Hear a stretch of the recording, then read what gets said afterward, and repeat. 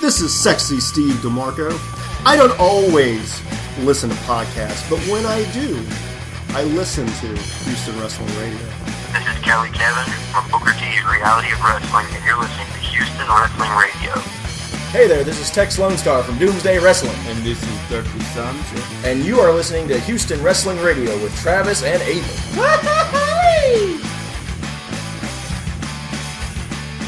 Hello and welcome everyone to the 30th edition of Houston Wrestling Radio. This is Abel. This is Travis. Thanks so much for tuning in today, guys. I'm so glad you can make it out. You want to start over? No, I don't want to start over. Yeah, I think that's fine enough, right? Sure, why not? Okay. In this week's episode, it seems as though, to me anyway, wrestling was a little bit better this week than it has been in the last couple of weeks. So, I think that's a yay. Yay! Thank you, Travis. Thank you for the yay. So we're gonna. That's why I'm here. Exactly, my support. Yes. Yeah. So we're gonna be talking a little bit about that, the improvements that we saw, and well, I don't know if you saw improvements because you don't Probably like didn't. You don't like anything. I have a feeling you're be doing solo on this one, man. Oh, okay. Well, after all that, then we're gonna review the new Mick Foley DVD. Well, that's some pretty good stuff. We're gonna try to. Yeah. Yeah. All right. Cool. You want to start off with that one first? With the Foley DVD? Yeah. Just right off the bat? We just watched it, so why not? Okay. It's fresh in our heads. All right. Well, you got to watch the beginning part of it. I kind of walked in after you. You just barged in like you own the damn place. I did not. Walked in after you were already watching it. So yeah, I caught the last half or so. More than that, dude. It was more than that? Yeah. Okay. Well, the documentary itself, it's a little over 2 hours, about 2 hours 15 minutes. So a good chunk. They didn't, trying to skip out on time or anything, but. They kind of start off with the childhood stuff, but it's not like just for the sake of being a biography or anything. It's just getting to the point of when he's a child, he liked wrestling, he created Do Love, and that got him to other things and yada, yada, yada. Goes to the next thing and yada, yada, yada, yeah. Boom. He's a Hall of Famer. The end. Thank you and good night. Yes. But, well, that's our not so in-depth review of the Foley DVD. Let's move on. Yeah. Well, it's a really good documentary. I liked it. There's, of course, this Foley, talking about his old career. So what's there not to like about, him talking? When I first came in, it was at the point where, he was in WCW and he was doing the whole feud with Vader. I don't know if it was just that I was too young to really remember, or if maybe I just didn't pay enough attention to WCW. I didn't remember how much he wrestled Vader and how epic that feud went and how brutal it was. I mean, they showed Vader hurting him in so many different instances. Yeah. Well, one of them caused there was an insurance problem where he got his insurance canceled because Vader pretty much squashed him. Yeah. Literally. Squashed him. Yeah, that looked brutal, man. Yeah, it was on the center stage. When they walk out. Kind of like what TNA has now. The ramp. Yeah, the little. Well, not really a ramp. It's just a platform. A platform. Platform. Yes. There you go. That's a good way to put it. Which did not sound hollow. It didn't sound light. It sounded like thick, heavy metal. Yes, and a big old 300-400 pound Vader squashing you right onto it. Just yes. It did not sound pleasant at all. Just and that's it. Ugh. Yeah. Thus began the career of Mick Foley. Yes, the downward spiral of Mick Foley.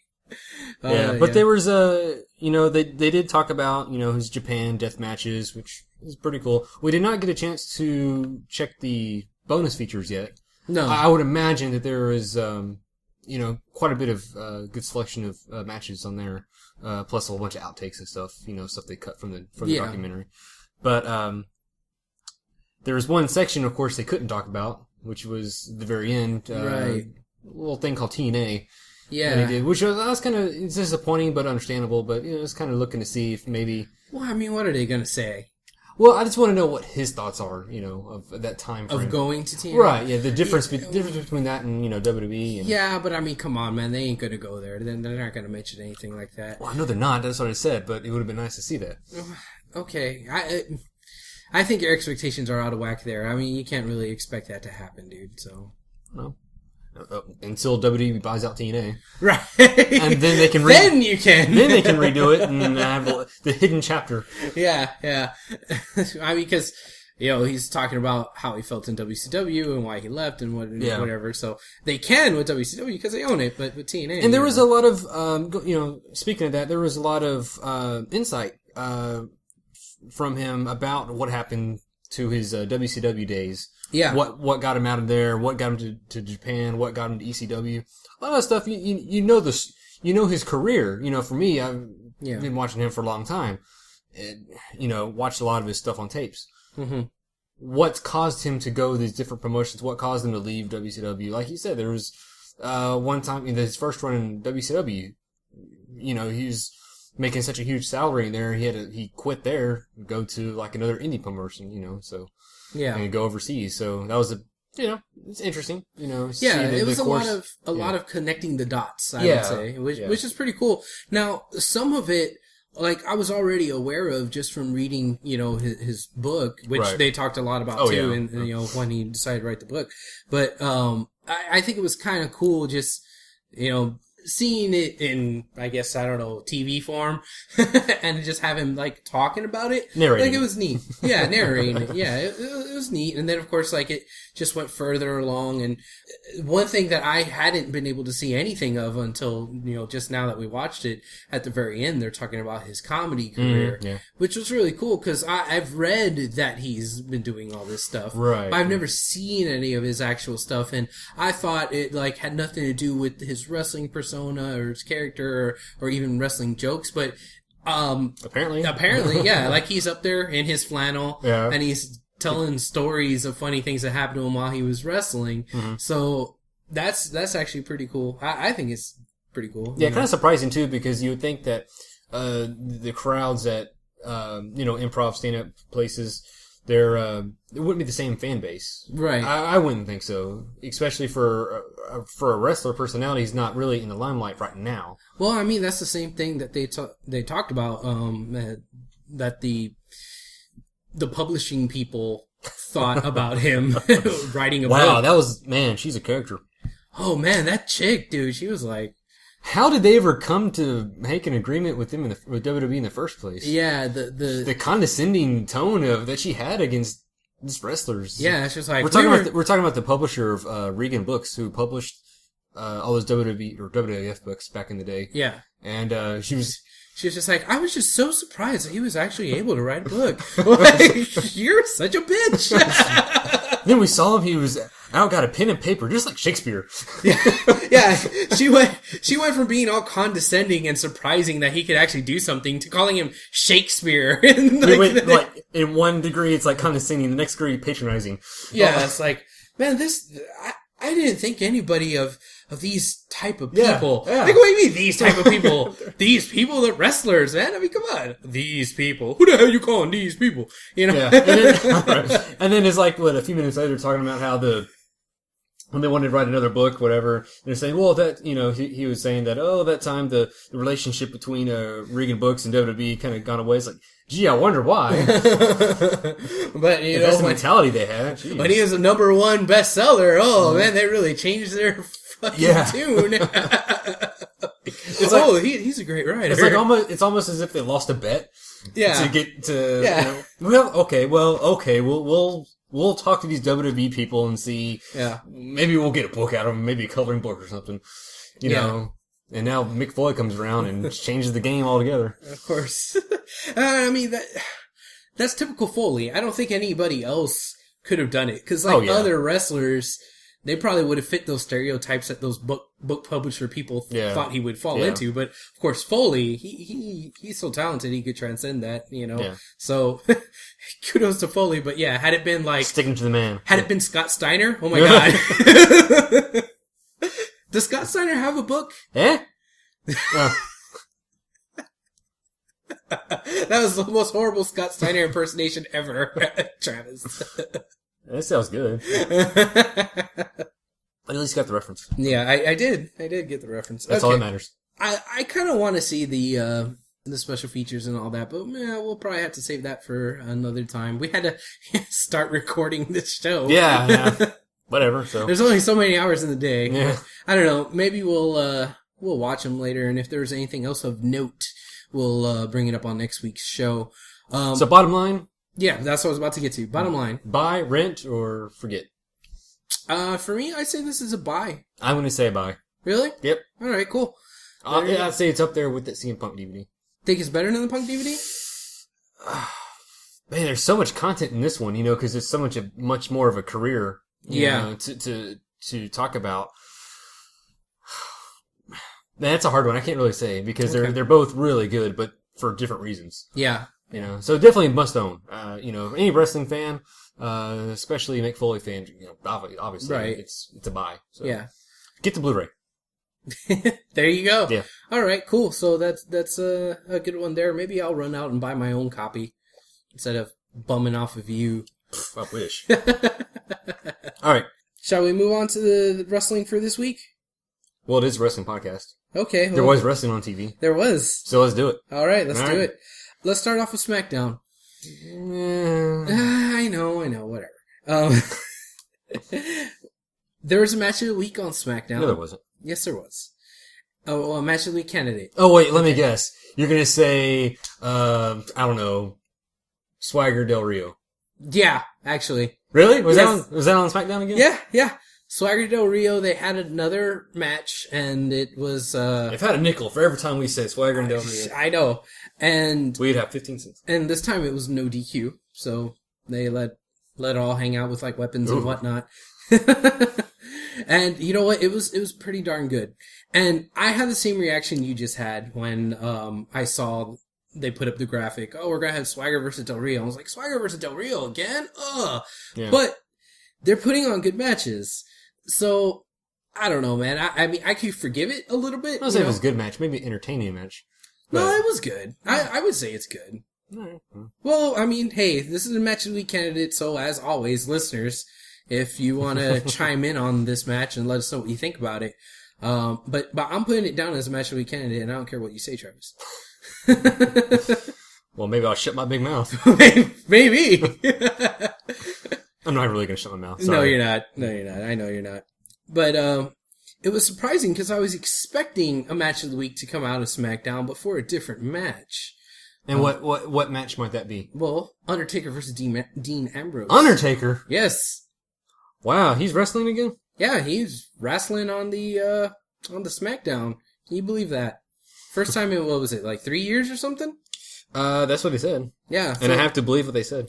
Yeah, you know what? I would have thought that it would have been longer because it was SmackDown. Like, if they said Raw, I would have believed it. Okay, yeah, maybe 3 years ago he did wrestle. Yeah, because SmackDown, I would think it would have been like 5-6 years since he's wrestled. Yeah, because when people come, the part-timers come back, they literally think it's part, and Raw is just a part.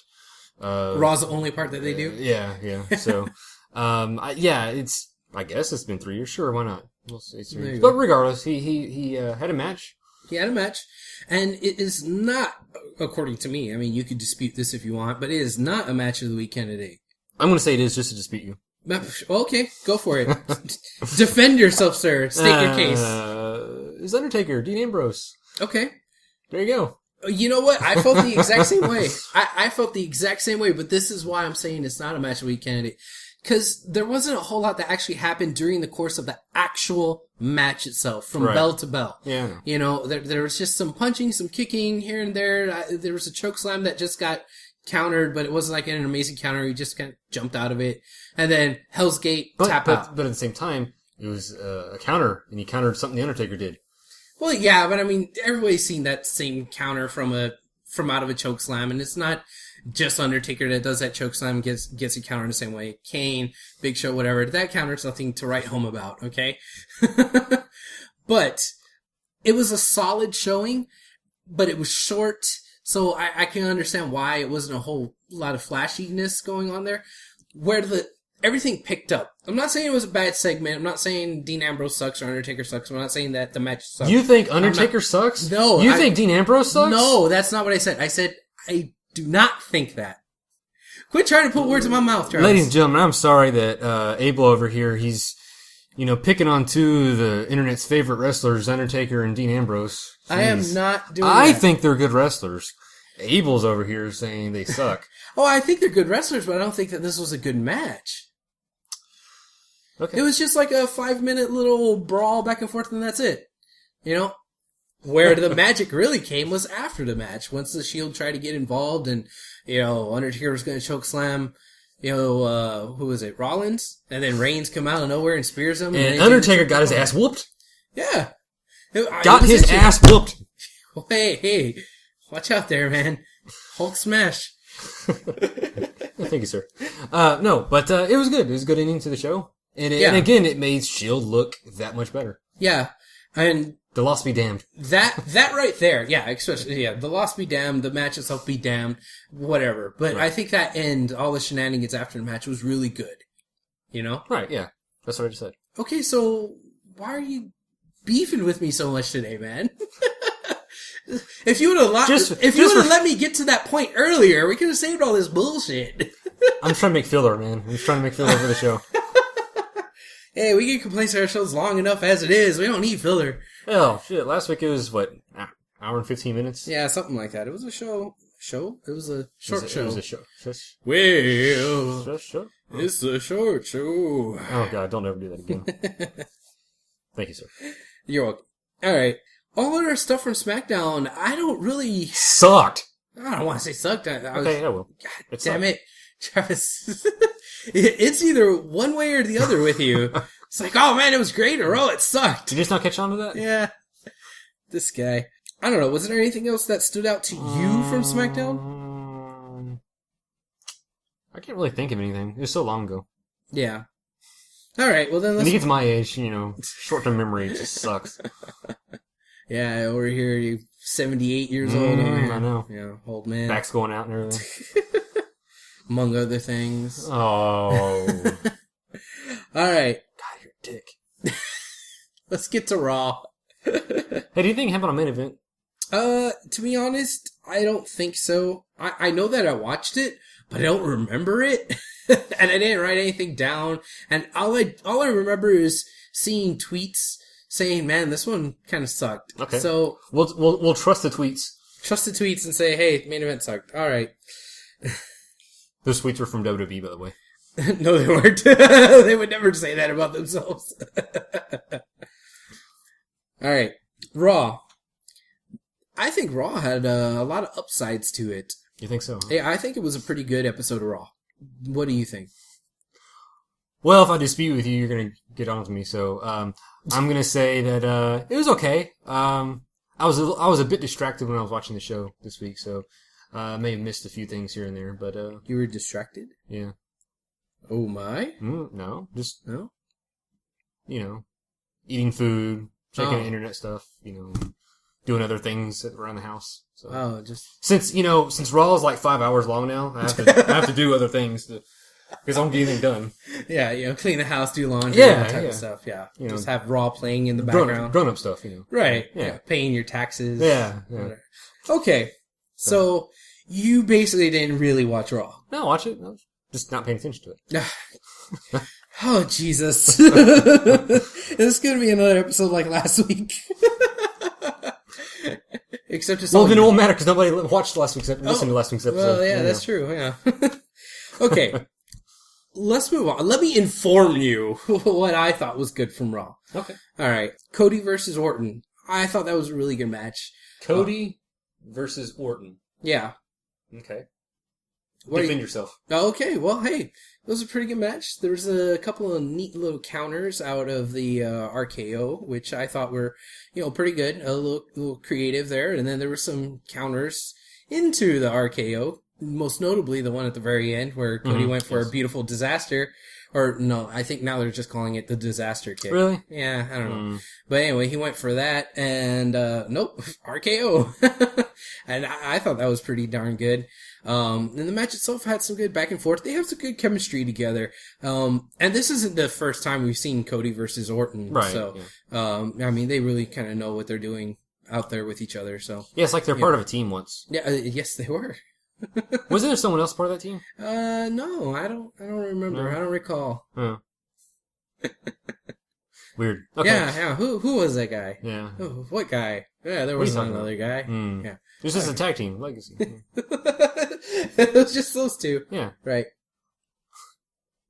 Anyway, I thought that was a pretty good match, and I think since it was in the first hour, it was a good way to kind of kick off Raw and start. I don't think it was the first match. I'm pretty sure it wasn't, but No, there's a triple threat match. yeah, that was ridiculous. On the other hand, You can thank Teddy Long for that. Was Teddy Long the one that came up with it? Apparently. Really? Yeah. I didn't catch that part. But I guess you caught it. So good. The one who wasn't paying attention. I saw it on the thing when we were looking over the notes. Oh, yes? Yeah. Oh, okay. They apparently announced that Teddy Long made that match. Oh, okay. Even though he's not a supervising manager or GM. Right. For the other show. Yeah. Right. Anyway, God, I hate WWE and their freaking authority figures. All of them. Okay, the way that they're just kind of and now around. after just watching the Mick Foley DVD, let's bring back Mick Foley as commissioner. Oh yeah, I know. God, just fire. I know we like Booker, but put Booker back on commentary. Yeah. Just get rid of him. Get rid of Teddy. Get rid of Vicky. Get rid of Maddox. And just Maddox. Yeah, and make Mick Foley back as commissioner of everything. That'd be so awesome. And because they've already clearly letting the management from Raw and SmackDown govern other shows. So why not there's crossover? Just have one person just do everything. Well, Foley's in charge of Saturday Morning Slam. Oh, I forgot about that. Yeah, Is he on TV? Does he? Dude, I haven't watched Saturday Morning Slam at all. How are you gonna remind me about watched something and not be able to tell me when I ask a question about it? Well, because I knew that little nugget of information. It doesn't mean You I knew watch the nugget- show. That nugget of information. Yeah, it doesn't mean I watch the show. You call yourself a wrestling fan. Yeah, well, I guess I'm not that good of a wrestler. So anyway, yeah, get rid of this little, I don't know what you want to call it. Just General managers? Get rid of them, have a commissioner, and make it Foley. Yeah. I would be wholeheartedly behind that. I think that's a great idea. I'm kind of like half-ass joking, but I'm Yeah. half-ass being serious too. I don't care and at this point, it doesn't even have to, You just half-ass everything. yeah, I do. That's what I do. I just want one person in charge of everything. It'd be nice if it was Foley, but I doubt it would be, since I don't know what his status is, but, Right. make it somebody. Just fuck it. Just, I don't want like 10 different people making matches for shows that don't make sense. Yeah. You know? Yeah. Do something. We've been talking about this last couple of weeks about the Booker T, Teddy Long thing. Mm-hmm. Do something with that. Yeah, finally. Yes, please. Well, are we done with that little tangent? Shall we get back to the actual match that we were going to talk about? That opener with the triple threat? What were we talking about? We're talking about the opener, the triple threat on Raw with Big E Langston versus Ricardo Rodriguez and Zeb Coulter. All the managers. Or Yes. all the little ring crew. Yeah, the cronies. Yeah. Yeah. Hey, I want them to stop calling Big E Ziggler's heavy. Okay. It gets on my nerves. I don't know why, but it does. He says heavy. Yeah. I think I may have caught that maybe once or twice, Once or twice, way too many times. Yeah. Yeah, it's just, I don't know why. Just call him his Bodyguard, friend or Friend, something. yeah. Something. Why does it gotta be heavy? bro. Yeah. The guy with the man boobs. I don't know. Call him something. All right. Man boobs McGee. I don't know. Right. By moving away from him, let's talk a little bit about Ricardo. I'm gonna start calling him, instead of Ricardo, I'm gonna call him Rico. Rico? He's wearing Rico's pants, man. He was wearing the Zubas. Yeah. Those were great, man. I thought it was freaking awesome. When I saw him come out with that, I laughed my ass off. Well, I'm sure he did. He's your people. He is my people. So whatever they do. Ricardo Rodriguez, I'm proud to claim as my people. He is my people more so than Del Rio. Oh, yeah. Good answer. Yeah. Yeah. But it was great. He was out there in Zubas and he wrestled and, that was pretty good. And he won, too. he won the match. Which I wasn't expecting. I was thinking either Zeb or Big E. You were thinking Zeb was going to win the match? One of the heels. Okay. It was stupid match anyways. I'm sure Right. something could have happened and Zeb easily could have snuck up and got the... Which almost did happen. Exactly, yeah. So, But I was just thinking one of the heels were going to win just because normally the heel gets the advantage to... do the stipulation. Yeah. So that for the heel to win is like, okay. Yeah. Okay, well, Well, that being said, we had that stipulation Del Rio came up with. Ladder match, right? Yep. Yeah. So what do you think? What do you think about that? I think it's great. Triple threat ladder match for a world heavyweight title. I'm down. Potential for a lot of good spots here and there. Yeah, I am definitely down for that. I think that's as long as a good match. As long as the chemistry is good and the sequences are good, Well, judging from SmackDown, we already know that Swagger and Del Rio have chemistry. Yeah. Maybe that was a test. Maybe that was just a... Well, it's been an awfully long test. I'm kidding. But I think that match should be good. On paper, it sounds good, with those three guys, and it's a ladder match. I think that should steal the show. We don't have the full card yet, but it seems like it's gonna be pretty darn good. I think so. That's the one I'm looking forward to the most for Extreme Rules. But you're not looking forward to the steel cage match between Brock Lesnar and Triple H? No. Oh, okay. Not unless they're going to bring back the blue steel cage. If they did that, I'd mark out hard for that. With barbed wire on top. Well, yeah, we just got done watching the Foley DVD. Can't you tell? Can't you tell? With C4 explosives! And Terry Funk out there for no explicable reason. Guest referee. Yeah, guest referee, Terry Funk. And the old Terry Funk with the branding iron. The flaming branding iron, yes. Yeah. Hey, this thing's called Extreme Rules. Yeah. Let's make it Extreme Rules. If something don't catch on fire, it's gonna be a flop.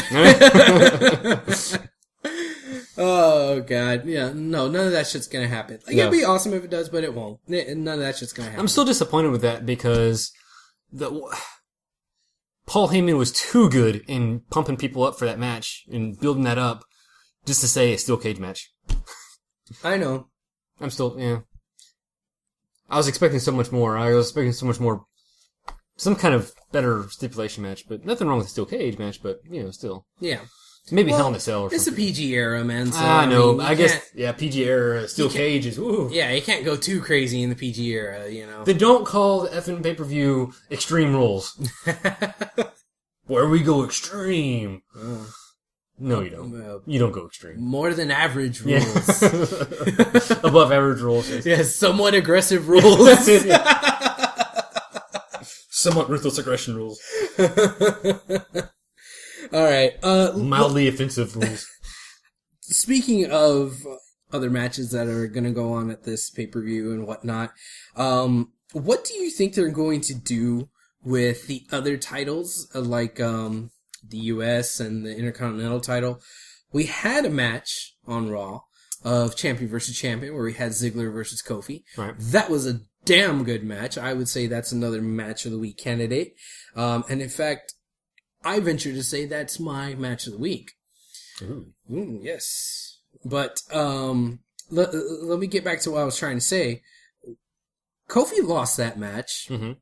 Kofi just got that title off of Cesaro, who's been on a losing streak. Right now, the stock for the U.S. title isn't that high.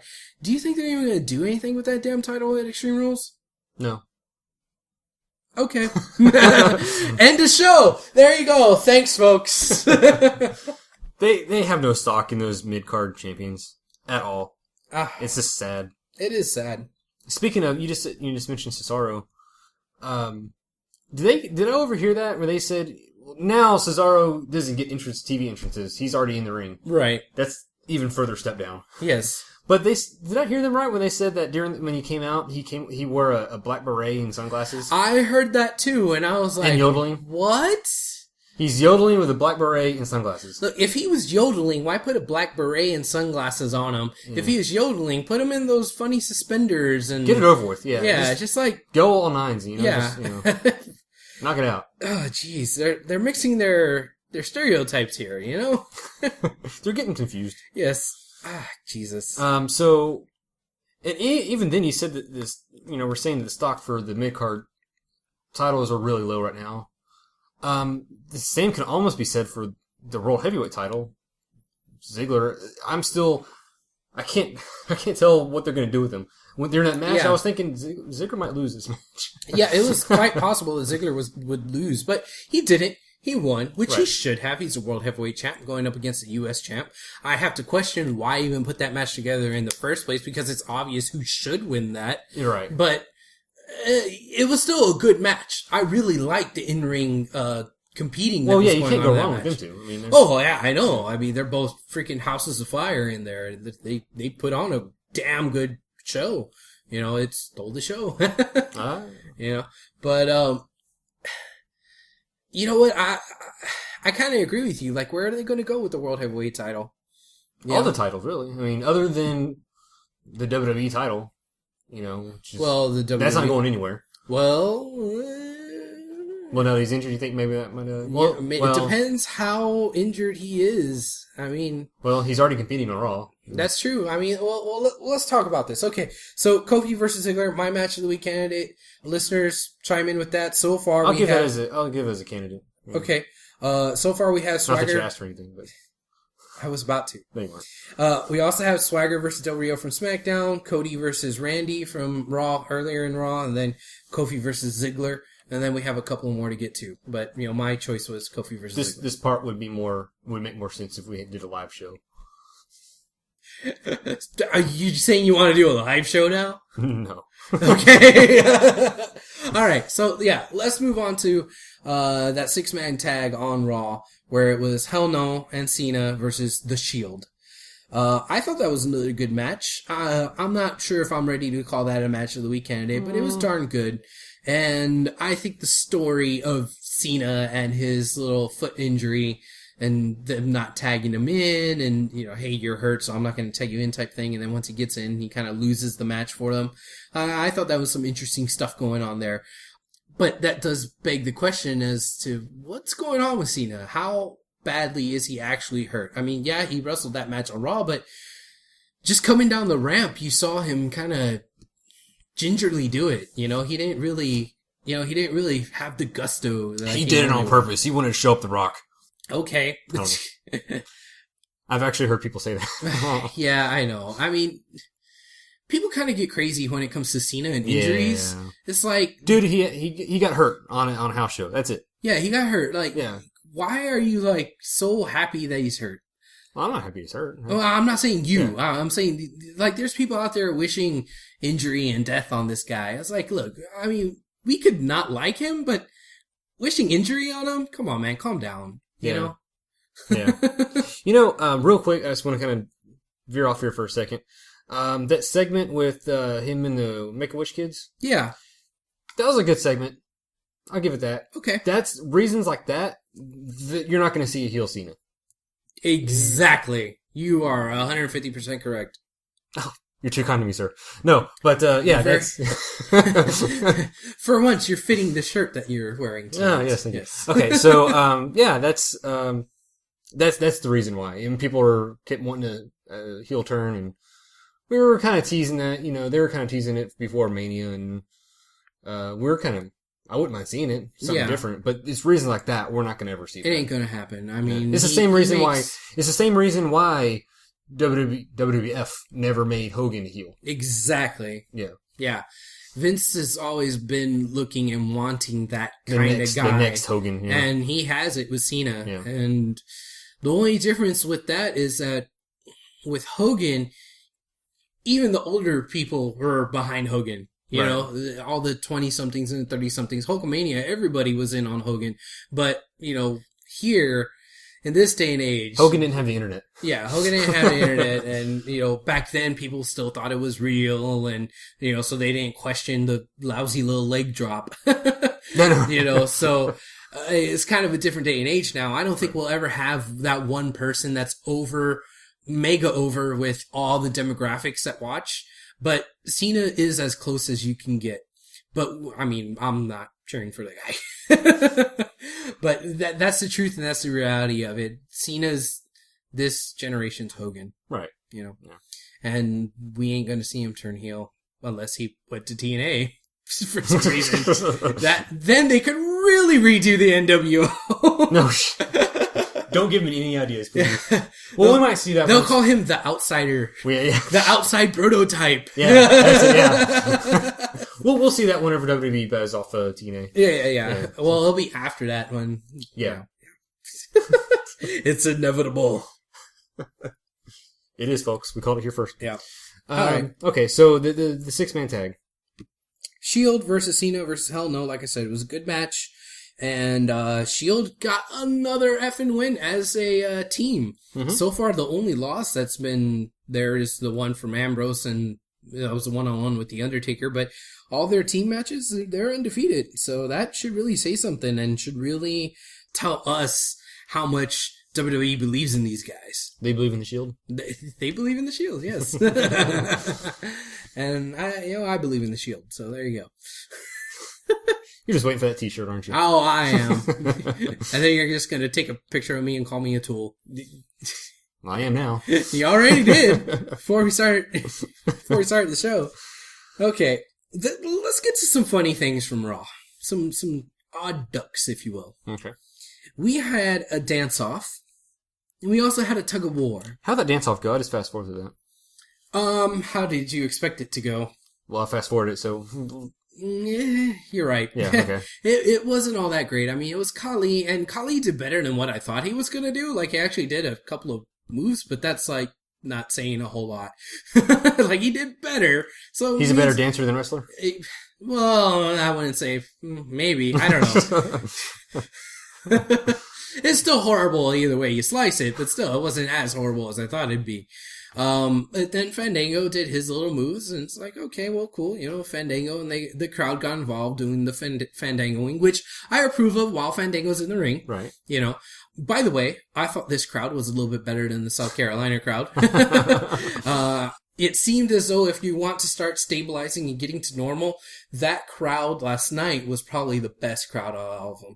London was trying too hard. Of course, New Jersey's the one that went crazy, and then South Carolina completely sucked. I think this crowd last night... Nice blend. Yeah, it was like a nice happy median, Let me ask you something. Does it sound like to you, when Fandango's coming out, that's piped in? Yeah. It could be. That's interesting that you just knew exactly where I was going with that. Well, I know you, Travis. That's scary. Okay, We've been friends for a long time. That's what I'm thinking. We could finish each other's sentences. Oh, God. Okay. This is my last show, folks. That's okay. I'll do the show with Nancy. It'll be a better show. Okay, so do you think that? I mean, because it's weird because when he's coming out, you don't hear it. Well, and I know there's a point. It could be right when he gets to the ring. It's a little quieter part of the theme. Yeah, but it kicks back up again, and then after it kicks back up, that's when you start hearing the humming. It could be, but what I'm judging it more off of is when they pan over and do the crowd shots and show people actually doing the little "Don't Fire Eric" finger pointing, dance thing. There was quite a lot of people doing that last night. So even if they are piping it in, people are still doing it even on their own. So it's kind of hard to tell, but I wouldn't be surprised if it is piped in. But people are still doing the gesture, so that makes me think that... Yeah. Not that they use pre-recorded footage and just splice it in. Well, okay, you're going too far into the conspiracy, dude. Am I? Calm down. Am I? I get it. Well, I did make a... Usually I'm the conspiracy guy. Well, you just mentioned the Don't Fire Eric finger points. Do you remember post on Facebook what I said about that? Yeah, your little calling all of our fans sheeple. Wow, that's really nice, Travis, calling all of our people who listen to our show sheeple. No, if they don't do it, they're not If the shoe fits, wear it. God, you're such an asshole. I didn't say that. Man, you're a jerk. I just look, if you're going to be doing it, go with the beat, with the way it's supposed to be. Don't just be doing the finger points just for the sake of finger pointing. Jeez, man, just let the people have fun. No, I don't want to. You're a mean one, Mr. Grinch. Is that my ringtone that you have on the phone? You know what? I'm going to change it. That's what I'm going to put for your ringtone. Thank you, sir. Such a heel. All right. So anyway, yeah, the dance off. It was kind of like a. Oh yeah, we're talking about dance off. Yeah, we were talking about the dance off. It's kind of like, what the hell? But I mean, it fits Fandango, obviously. But they said that Khali won, which is ridiculous. He obviously did not win. No, he got more. She sounded like he got more cheers at the end. Nah, get the hell out of here with that. Whatever. Yeah, shut up. But someone's being a mark. Oh no! I really think that he didn't get as many cheers as Fandango did. He got more cheers. Fandango was getting more boos and cheers. Okay. But it sounded louder for Khali. You think so? I think so. You weren't even paying attention though. I stopped it right there. Oh, that's when you started watching. Mm-hmm. Yep. How convenient. Yep. Anyway, Khali won. Fandango, got mad and pissed off or whatever, and rightfully so. Acting like a heel. Acting like a heel, yeah. And, I'm still digging it, but I'm not digging Khali. But it's like, okay. Who does? Other than Natalia. Yeah. What did I say earlier about finishing each other's sentences? That's it. I'm telling you, it's my last show. All right. So Natalia's good. Whatever. So let's put a pause on that and let's move on. You don't just say Natalia's good. Whatever. Oh Jesus! God, you're such a jerk. Okay. Can we move on, please? I'm trying to. Okay. Let's get to the tug of war. Okay? There's a tug of war. Oh my God, Travis! I know there's a tug of war. Okay, thank you. All right. Okay, so yeah, there was a tug of war, and Mark Henry, he beat Sweet Tea, and then he beat Funkasaurus, and then Sheamus came out and said, I'm gonna beat him, and he obviously isn't, and he did the old heel move of, I'm gonna pull on the tug of war, and then let go, and you'll fall on your ass. Yeah. Right, so I bring up both of these segments in this way, because I want to pose a question to you. And the question is, do we give kudos to the WWE for doing things that are different, or do we admonish them for just doing things that are perceivably not wrestling and could be stupid? I'm going to say one of both. Okay. I give them props for the Mark Henry Sheamus segment. All right. Because you got to have that interaction going, but without them just bumping into each other and throwing people into the cater table in the back. Yeah, you can only do that so many times. So that was good. I like that. It kept it fresh. The Fandango Khali segment, that was just more forced stuff to get the fans doing whatever they want to do. Okay. For Fandango. All right. So they're 1-1. Right. Basically. Yeah. Okay. I think one furthered the storyline. One was just there just to force upon us more Fandangoing. Yeah. Okay. I could kind of see that. I still want to, I think I want to agree with you on that, but not so much on the Fandango part, because why would you not want to try to capitalize on all this stuff going on with Fandango? I think it'd be stupid for them to just completely ignore it. They don't have to completely ignore it. Okay. They don't have to force it either. Okay. People were saying this was... But see, this is just a dance-off for a wrestler whose gimmick is that he's a dancer. So, I think it's okay. Right? Then they should have been doing that from the start. Like, not every week, but, every Point other... taken. Every so often, let's have, this month's dance-off with, Khali, and then next month, let's have a dance-off with, Funkasaurus. It would have really worked with Jericho. Yeah. And, they even referenced it during that dance-off. I seriously thought that was going to be, like, at least a talking point debate, or not debate, but, force behind that feud that they had. Yeah, that should have been a thing. And we were surprised that they didn't bring that up, during that feud between Jericho and Fandango. And now, after the fact, you're like, hey, Jericho was on Dancing with the Stars. Like, well, would have been that hilarious. Was a missed opportunity. Would have been hilarious if Fandango was like, he was? Just totally oblivious to the whole thing. I don't watch Dancing with the Stars. Right? Bunch of hacks. They didn't accept me on my other shows. Yeah. Okay. But if there was anybody, going back to my original point, if there was anybody that it would make more sense to do a dance-off with, it would be Jericho versus Fandango. Right. Yeah. So, you know what? Maybe they will do that whenever Jericho's back from doing whatever he's doing now. What, is he touring for Fozzy right now? Yeah. Okay. Well, he's overseas. I mean, he's in Europe. That's why he was able to do these last couple shows. Okay. Yeah. Sounds good. All right. Overall feelings from Raw. What did you think? That's pretty good. Okay. I think there's hopefully getting back on track. Mm-hmm. There's a few things they need to clean up on the booking part of it, but I don't work for them, so I have no control over that. So. Well, you can bitch about it on the show, and hopefully somebody, will listen to the show, and they'll be like, hey, you know what, that Travis guy, he's got some good ideas. Yeah. You have high expectations for I do. for our viewership. Well, you gotta have goals, right? Yeah. Hey, didn't get a retweet from... We did! From, was it Layla? From Layla. Yeah. Layla did a new pin type thing. It's kind of hard to describe. Did you see it's the like pin? A combo... I don't know, it was like a chain roll-up something. I don't know. Yeah, it was like a chain roll-through, flip-over crucifix kind of pin. Yeah. And, I mean, it looked cool. It was pretty crazy when she did it. And if she can keep doing that and get it more polished... Yeah. Make it more fluid. That's going to look really cool. Yeah, exactly. So that would be the one Diva roll-up of doom that I would approve of. But, speaking of, well, this is a nice little segue. Speaking of divas. Okay. I don't want to talk about it, but, there's that new show, Yes. Diva, whatever, on E. Do you think this is a good time to be showcasing the divas? Well, it's not really focusing on the wrestling side of things. I think it's more outside the thing. But the Divas roster isn't that spectacular right now. Well, it's not that spectacular, but with the addition of the Bellas, now there's more bodies in the division. So maybe they have the makings and I'm thinking maybe this is why the Bellas actually came back. To do that show? I'm thinking, because before they came back right before WrestleMania, I was like, oh, that's how smart of them.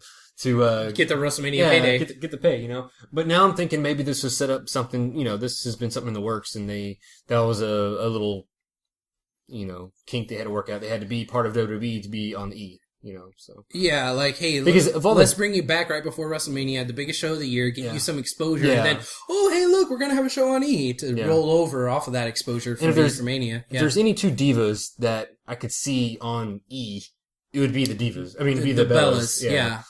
Yeah, they just got that kind of personality. But you're making it sound like it's the Bellas show, but it's not the Bellas show. I mean, the Bellas are on there, so's it might as well Natalia. It'd probably end up being. Well, maybe, but I don't know. I mean, they have some other people on there. I mean, they got the Funkadactyls on there, so I think maybe it's just in these last few vignettes they've made it seem like it's more about the Bellas, and who knows, maybe it is. But for right now, I'm going to kind of withhold judgment. Did they say when that thing's going to air? I wasn't paying attention. Well, me either. All right. But this, like I said, I didn't want to kind of go on there, but as far as the Divas division goes, what do you think some changes could be made to this division? As far as the roster goes, if you can't bring in anybody, you're stuck with the roster that you have. You want to know the first thing I'd do? Yeah. Get Natalya away from Khali and make her freaking wrestle. Okay. Right. That is the prime objective right now. If you want to fix the Divas division, that's how you fix it. And then secondly, let AJ and Caitlyn just have a badass, long, drawn-out feud. Yeah. They've been teasing it. They haven't capitalized on it. They made mention of it on Raw. So, hey, what's stopping WWE from really just handing them the ball and letting them run with it? Yeah. It's like they're kind of give them a little bit, but not enough. And Caitlyn seems to be improved. She's not the best. But she seemed as though she started to improve, and then she's getting more comfortable. Yeah, and then she got the title, but we haven't seen her wrestle in forever. Yeah. So give her some more ring time and let her, be her, and let her be a better competitor and be a champ. Yeah. Damn it. Yeah, exactly. And not only Caitlyn, but for all the divas, if you're not gonna be showcasing them on Raw and SmackDown or even main event, put them on NXT. Yeah. We watch NXT every now and then. They have WWE guys on that show. Yeah. All the time, just wrestling NXT guys. Mm-hmm. Bring the Divas on there, because get them, just more exposure. Not more exposure, but more experience. Yes, Yeah. I agree with everything you just said there. But I want to temper that a little bit because I think that you're overlooking some things that are happening in the Divas division. We are seeing, and we've been seeing for a few weeks now, if not like a month or two, this feud develop and continue and be ongoing between the Funkadactyls and the Bellas. That's something that's been going on. And yeah, sure, it's not like Caitlyn and AJ for the title, but it's still something. So I think they're slowly but surely going in the right direction again. I know I've said this many times. Oh, they're going in the right direction in the Divas division. But it seems like they do that for a couple of weeks. They take like 2 steps forward and then they take another couple of steps back. But for right now, in the last couple of weeks, they're taking some steps forward. Prime example, was it last year? I can't remember. They really pushed Tamina. It was last year. It was last year? Yeah. Like, really, made her, like, monster heel for the Divas. For like a month. Yeah, just to get a title shot at pay-per-view, and then that was it. Yeah. She's gone. And then she pops up again every 6 months Mm-hmm. out of hibernation or something. I don't know what she does. But stuff like that. There's no consistency in the roster or who's on You're there. right. Who are the heels? Who are the faces? Who are, what feuds are going on? Who has beef with who? What's going on in that whole thing? Yeah. And I mean, I would like to see the Divas division thrive. That's something I've always wanted to see. And there are a couple of good things, like the Bellas and the Funkadactyls. That could be the good adhesive, I guess, holding the division together. Because it's just four people. It's going to take a big chunk of your roster. But the AJ and Caitlyn, if they'd push that thing more, yes, do something else. Don't have. Caitlyn even says, "You beat me." Yeah. Thanks. You already just told us, okay, you already lost to her. Yeah. So. Oh, you know what? I just had an interesting idea. What if, oh, wow. Okay. You know what? This all just like, okay. I'm brainstorming over here as you're talking. Right. You know how we, just saw this whole thing about a secret admirer for Caitlyn? And I know expectations are low. I saw people on Twitter and Facebook, whatnot, saying, oh, better watch out because it's going to be Hornswoggle or something stupid like that. And, I was kind of the same opinion that it's going to be something dumb, but I just had a great idea. What if it's Big E? Okay. That caused a lot of friction between the AJ and Ziggler camp and then between AJ and Caitlyn. That'd be some interesting stuff. Yeah, that storyline will write itself. Yeah, and we've already seen some, maybe not I'm not gonna say tension, but we've seen some looks from Big E when like AJ and Dolph are like making out. Yeah. Or was it that Dolph said he was like, "Yo, Big E, this is AJ and Dolph time. Go away," or something like that. And he's just standing there being creepy, like, you guys are making out right next to me. Creepy and awkward. Yeah. Maybe that could be the case. Yeah, he winds up being Caitlyn's secret admirer. That's a good one. That'd be interesting. I haven't thought about that. That's a good one. I was also thinking they're rehashing what we just saw on NXT a few months ago when there was a Diva secret admirer, and what it was a heel Diva making her return and attacked her and everything. Oh, and it was just a ruse. Yeah. So. Whatever, it could be something like that. It could be something like that. But I like yours better. So. I like mine better too. I like your idea bringing back Natalya as I say, make her heel. Not just getting away from Khali, but make her heel so her and Caitlyn can feud. Yeah, I think they would have some great matches, and I think that Natalya can teach her a lot. Oh, absolutely. Even if they have like a feud, whatever, one's a face, one's a heel, whatever, having Caitlyn wrestle Natalya can only be good for the Divas division and for Caitlyn. Yeah. I think that's awesome. I was also thinking maybe if you're not going to turn her heel, have Natalya versus Tamina. But they did that already, didn't they? Because they were talking about her dad was better than her dad or whatever. Yeah, but they didn't run with it. No, they didn't. They had one match and that's it. Yeah, it's like, okay, well, we'll give you an angle for a week and then drop the ball. Yeah. Yeah. And, besides that suggestion right there, I'm going to say another thing that they should do is get rid of the Diva belt, the Diva belt itself. The Polly Pocket belt? Make it a credible looking belt. You can still call it the Diva belt if you want. That's fine. Just don't make it look like a 12-year-old toy. Yeah. 12-year-old girl's little... I mean, I'm pocket sure it's made out of, expensive precious metals. No, it's not. But it can't be. I refuse to believe. Well, it's probably like white gold or something. I don't know, but it just doesn't look good. No. I'm sure it was expensive to make, whatever, but it's just I really can't believe when they had that unification for the Diva and the women's, they kept the Diva belt.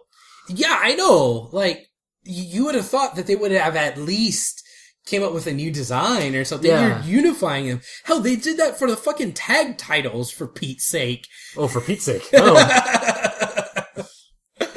You can't do it for the Divas titles? You're just going to keep the one that looks stupider? Yeah. Ugh. Yes, they're going to keep the one that looks stupider. Yes. All right. Well, enough about that. Are we done with that? Because that was an awfully long tangent on just the Divas stuff. Why not? We should be giving time to the Divas that WWE won't give time to them. You know what? You're right. We always, I know you say that you want to see something happen with the Divas. I do. This is your forum, so I thought I was throwing you a bone there. Well, you did, and I chewed on that bone, and I think I'm done. Oh. How's the bone? Oh, God, this guy. You like the bone. Yeah, well, let's go with a different bone. You're tying it out when you want another one. Yes. Impact had 2 knockouts matches. Yes, it did. So, I think if you want to talk about, like, the Divas division and whatnot, and you find the Divas division wanting, why not turn on Impact? When's the last time we've seen, anything WWE related where they had 2 Divas matches? Good ones? Yeah. I don't know. Exactly. And on Impact, we did have 2 good ones. I think one was better than the other. Yeah. One was good, and the other one was pretty darn good. Yeah. The first one was Taryn Terrell versus Tara. So just say Taryn. Tara and Taryn. Yeah, that Taryn. Turn. Mm-hmm.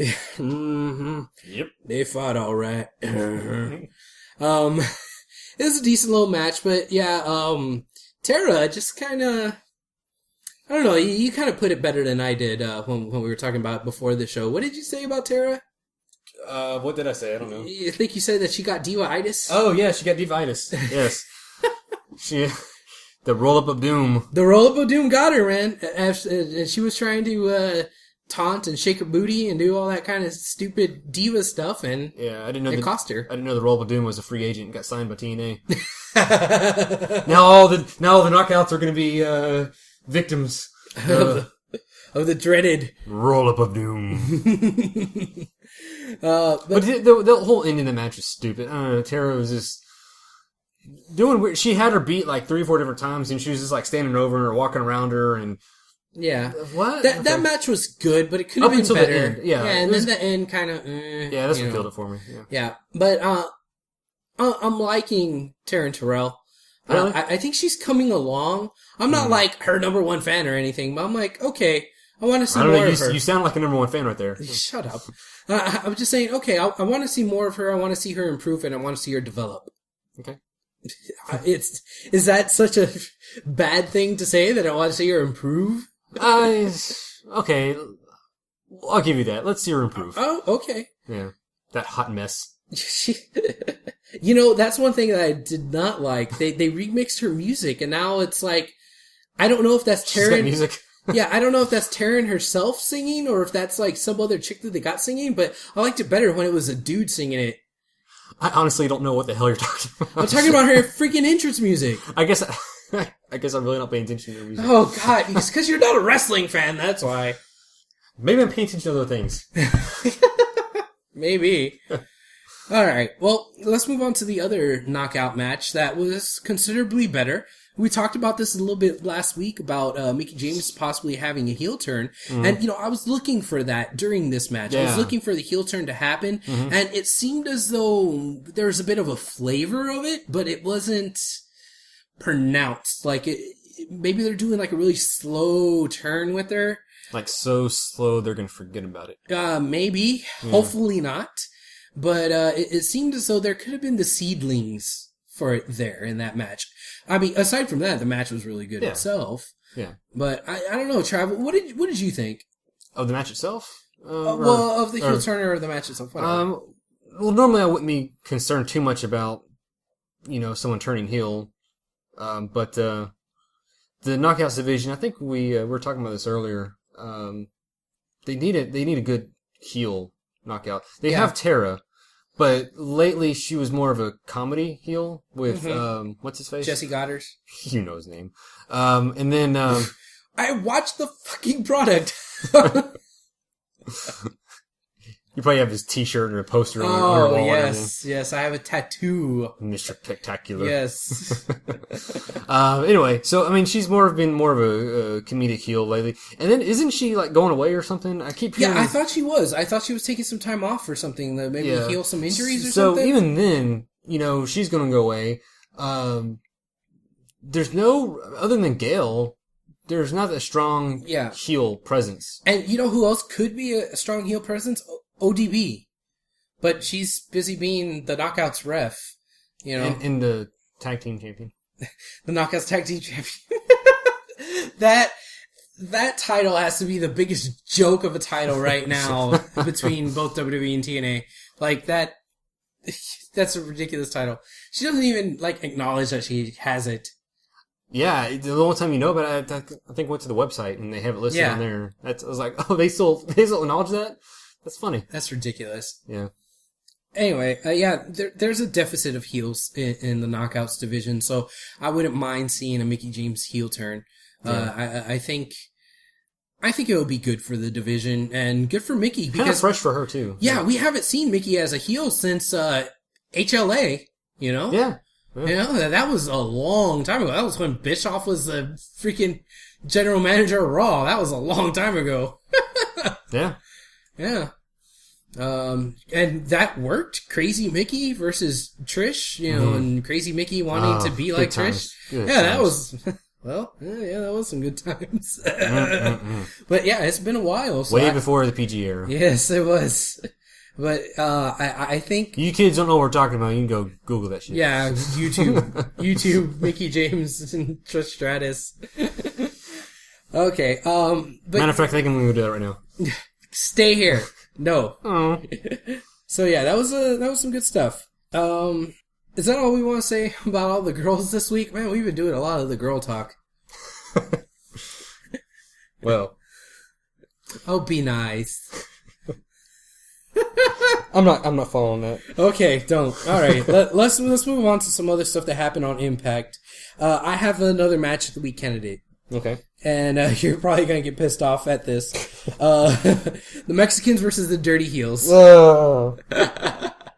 I know, it's the same thing like Swagger versus Del Rio. Yeah. I'm tired of saying that these people are having match of the week, but the fact is, it's match of the week. And what is that saying for Canada? them? What does that say for the shows? If they would just hold off on these matches, space them out, put them on pay-per-view, make people pay for them. Both Swagger versus Del Rio and the Mexicans versus the Dirty Heels remind me of Christian versus Orton from 2-3 years ago. Yeah, where they had this series of amazing matches.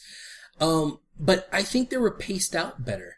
Because I think... going back farther than that, Hardy's and Edge and Christian from the Attitude Era, they fought every week. Well, different iterations. That's not the point that I wanted to make, because you're saying, it works even though they're having a match every week. What I was going to say is that with Christian and Orton, they didn't have a match every week. They had a match almost every pay-per-view. It's like... pay-per-view, then maybe one match in between, then another pay-per-view match. Yeah. And they all, meant something, and people had to pay to see it, and people wanted to see it. I remember when... the free ones, the rematches, right? The free ones of the rematches and the actual new match was on the new title holder or whatever was on pay-per-view. Yeah, it was something to that effect. Yeah.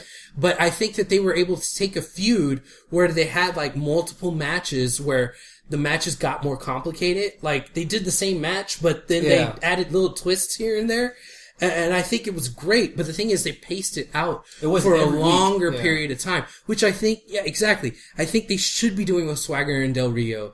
Like, they've had amazing matches, but they've had like 4 of them since Mania. Yeah. You know, I mean, including Mania, you know, it's like, how many weeks away are we from Mania? 4. God damn, a match every week. Shit. Like, dude, just space that out. Wait until, you know, the freaking pay-per-view to do something like that. You know, because they're having good matches. And the same with the Mexicans and the Dirty Heels. They're having good freaking matches, but it seems like they've had a match every week for the past 3 or 4 weeks. Yeah. Well, I mean, they're going back and forth with the rematches and everything for the titles, you know, so that kind of makes sense. Well, yeah, but you could still have a match and then have the rematch at the pay-per-view or something like that, especially if the match is good. This is TNA we're talking about, though. Well, I know, but well, in this case, out. WWE too is doing this too. So. Yeah, exactly. But I mean, hear me out. Like, if you have a good match and people are like, oh, wow, that was a great match. I can't wait till the rematch. Make people freaking wait and make people pay money to see it. You know, they'll just put it on willy-nilly next week. But they don't know. It seems like both TNA and WWE. You said willy-nilly, Jesus. I did say willy-nilly. Yeah, okay. It seems like both companies right now are doing the same thing. It's like they don't know how to continue a feud without having just rematches. Immediately. Like, Yeah. one right after another. Yeah, and this is something. It's becoming a lost art. You know. Yes. Going back Great way to put it. Going back to old ECW, he had a feud going on for 2 years. Yes, you did. Literally, yeah. Raven, Tommy Dreamer. That was a feud just so beautiful the way it was done. It would go off and on. They would have, you know, they would bring in other players to the team. You know, Raven would have his guys and Dreamer would have to take on all these other guys. Yeah. You know, it made sense. You know, Dreamer would have his, you know, people have him out, you know, like Sandman, you know. So it was just so well done. Of course, you had Heyman. Yeah. But still, that is shit. Well, I mean, another example from that would be RVD versus Jerry Lynn. They had some badass matches, and each match that they had was better and more complex than the previous one. But the thing is, they didn't have it like back to back to back to back to back. Right. You know, 1 week. You know, so over the course of a month, you had 4 freaking matches between the two. No, they spread that shit out. Right. And that lasted a couple of months, you know? And another thing about that, I just want to say one more thing about that Dreamer Raven feud. Go ahead. Dreamer never won. Up until this Right, very till the last one. match. That, my friend, is a payoff for a feud. Yes, it is. Yeah, it wasn't like back and forth. I won one. Oh, Exactly. now your turn to win one. Now you win one. He won his last one. That was right before Raven left. So that was the end of that story. Yeah. And then, until like a year or two later, he came back. But Everybody's always looking for the rubber match, you know? Yeah, Yeah. Let's get rid of that shit, you know? And like you said, it's a lost art, you know, where it's like this guy, he just keeps losing and losing, but they still keep finding ways to put him together. And hey, just F it. Just say, hey, look, these guys are having good matches. This guy wants to beat him. Let him have a match, you know, but let it stew a little bit, you know? Yeah. Slow cook that shit, man. And, you know, I was just thinking about this after I said this. You know, he never won a match, you know, Right. Until the very last one. I think WWE has tried that before, but the fans nowadays don't have the patience for that. Because nowadays, if a wrestler loses 3 or 4 matches in a row, oh, he's got heat. Oh, he's in trouble. He's on his way out, you know. So there's no, maybe it's harder for them to play that kind of thing out, you know? The last 2 examples that I could think of successful losing streaks to get somebody over was MVP. That's what I was thinking, yeah. And, Sheamus. Remember Sheamus had a short losing streak there, to turn him face? He was a heel for a long time, and then he had a losing streak. It wasn't that long, but he had a bit of a losing streak, and people started giving him sympathy. But I think MVP's the better example. Yeah. But in more recent Sheamus. Right. Yeah. But I think that was the last time, well, with MVP, that it was just done to the T perfectly. Yeah. You know, like he just kept losing and losing and losing and losing, and then people just started... You know, and maybe that's... Do you think that's what they're doing with Zack Ryder? I don't know what's going on with him. Yeah, I don't know. Because that's just a weird case in general. You know, just because he's the one that kind of kickstarted the whole social media thing for WWE. Yeah. Whether they want to admit that or not. But he's still employed. He has a match here and there. He loses all the time, but... Yeah. What was the deal with him coming out with his match last night against, was it... Who was he fighting? Swagger? Yeah. Yeah, and it was Swagger. And then he came out and like had a mic and started making fun of the fact that Zeb Coulter lost earlier in the... Yeah. It's like, well, why are you even involved with that? And why are you ragging on someone for losing? Yeah. Yeah. But also, like, how does he fit into that whole picture of that feud? Like, why are they trying to shoehorn him in? But it was just that one little one-off thing, and all it did was set up the replay from earlier in the night when Zeb lost, and like, that's it. Like, what the hell was up with that? It was weird. Yeah, I don't know. I'm thinking it's stuff like that, and what I was just saying about the fans don't have the patience now for that kind of... Yeah.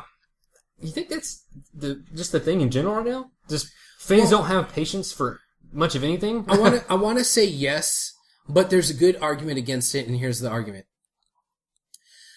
The drawn-out, long-ass WrestleMania feuds that they've been doing for the last 3 or 4 years with, HBK versus Taker, then Triple H versus Taker, and Rock versus Cena.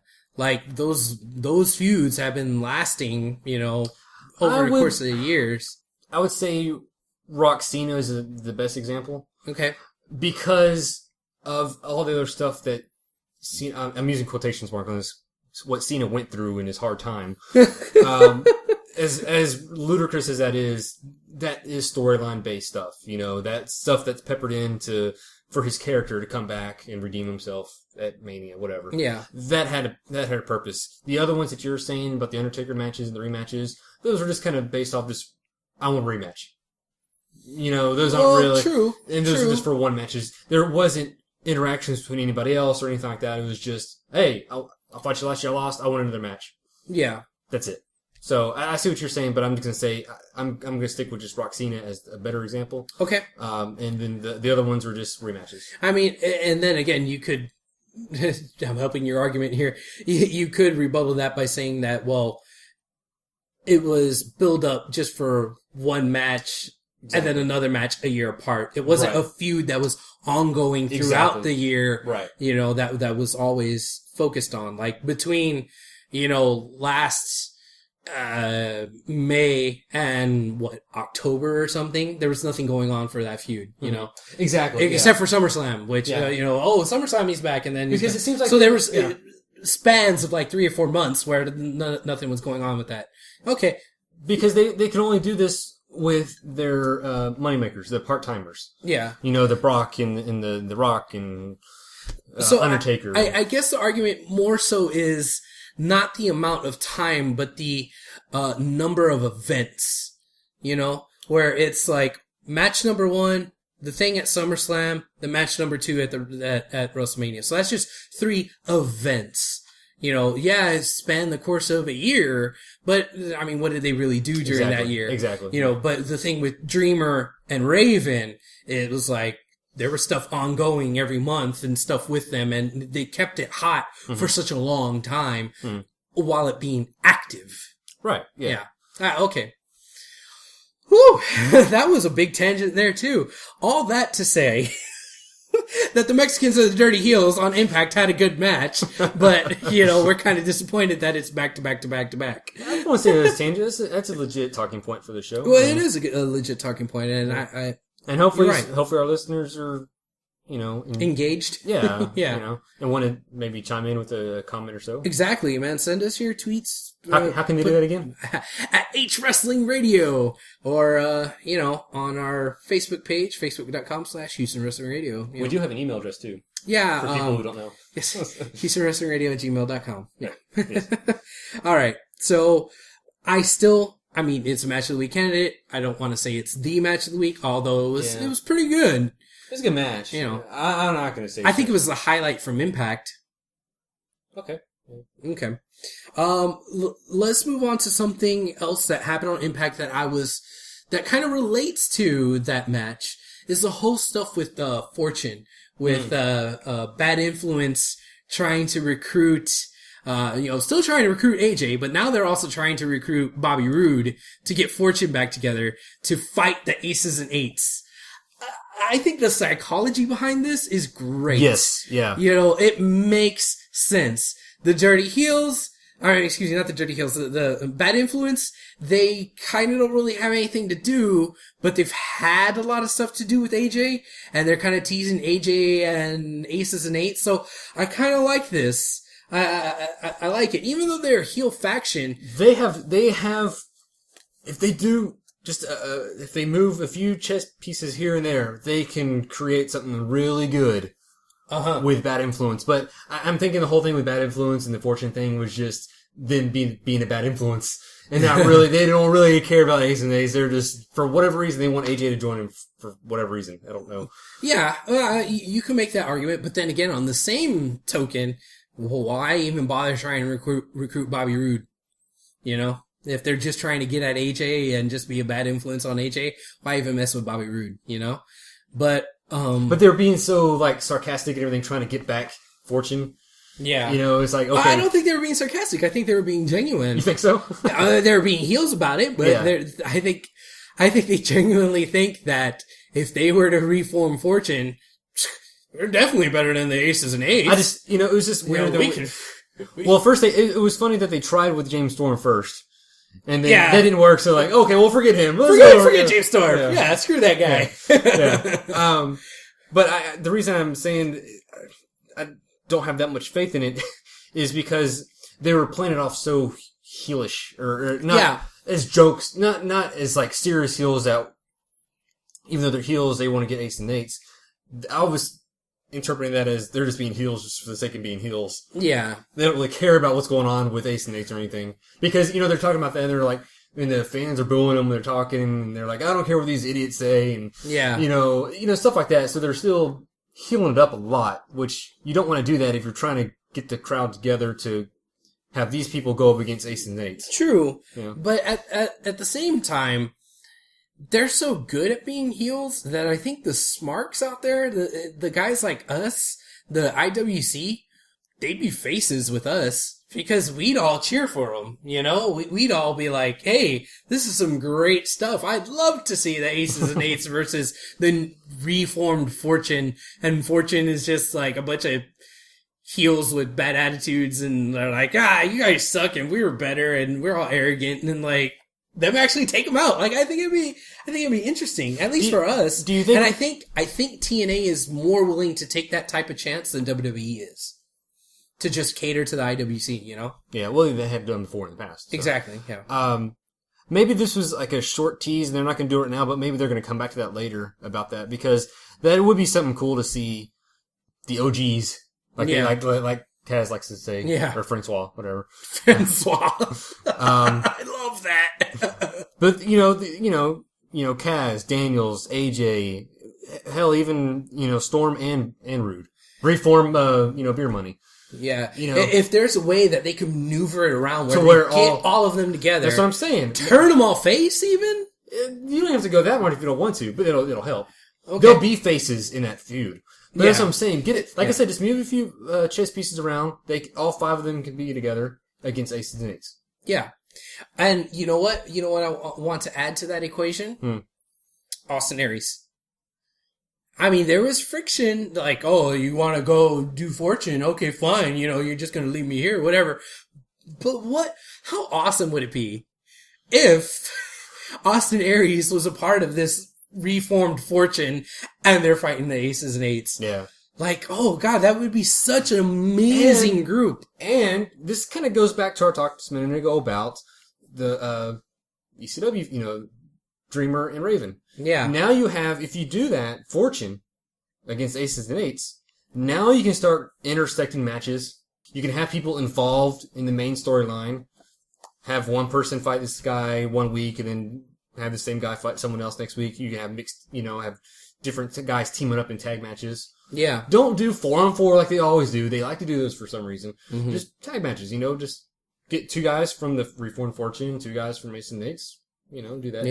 Have somehow have the tag titles involved, have the TV title involved, and then obviously and actually defend it. Yeah, and actually defend it, and obviously the World Heavyweight Championship involved. Yeah. I mean, Aces and Eights right now are all about like, we killed all of your heroes. Well, okay, yeah, you killed all of our heroes, but you haven't killed all of our villains. So how awesome would it be if all the villains got together? Yeah. And while we're talking about this, I also came up with another idea. Okay.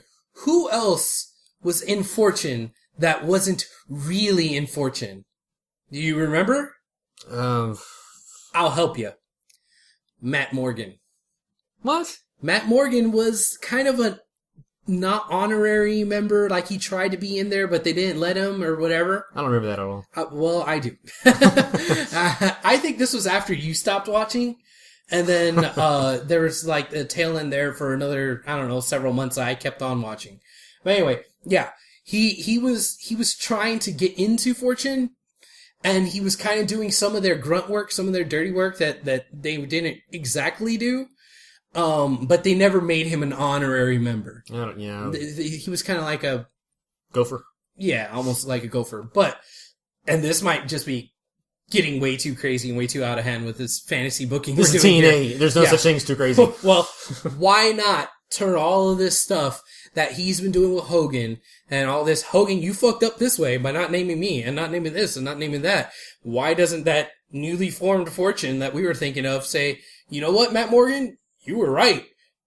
And what if Hogan finally says, you know what, Matt Morgan? You were right. Because, god damn it, he is right. He makes a lot of good points. Like, I find myself siding with him a lot, even though he's a heel. So, hell, throw him in that newly formed Fortune. And now, all of a sudden, Fortune being 6 people strong, seems like they have enough numbers to take on the Aces and Eights. Right. And that's... See, we just booked TNA for the next 6-7 months. We sure did. Okay, I'm glad you kind of touched on that little thing with Hogan and Morgan. Yes, go ahead. I was very disappointed in that. Okay, how were you disappointed? Okay. Because I was not disappointed. I was very not disappointed. Okay. Go ahead. Well, I'm with you on the fact that I was siding with Morgan.